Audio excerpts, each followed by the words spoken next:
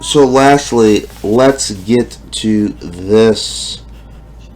Our funerals, our last funerals of the year. The Colts, Kenny. How shameful, by the way, was this performance for the Colts against the Jaguars? Kenny, I always ask you, biggest choke job of the season. This has to take the cake of the Jaguars versus the Bills. The time the Giants beat the Jets. Excuse me, the Jets beat the Titans, and the Jets also beat the Bengals. There's another one that's coming to mind right now that was pretty bad, but this one takes the cake, right?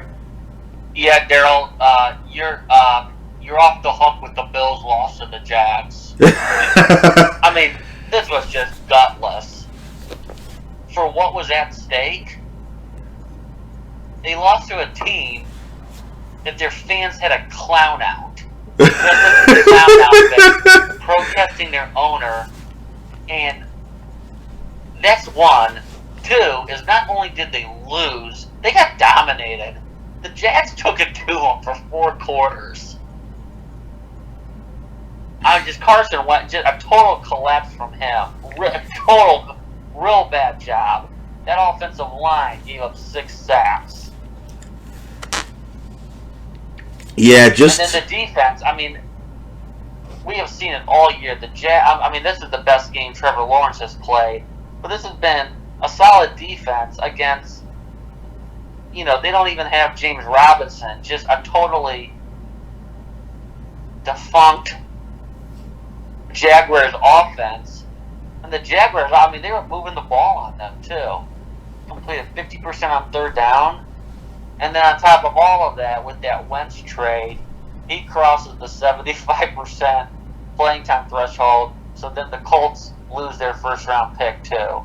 But they were 15-point favorites to win and go to win and get into the playoffs against the worst team in the NFL.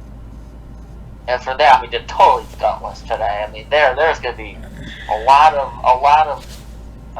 scrutiny on Carson Wentz and Frank Reich. That was totally unacceptable.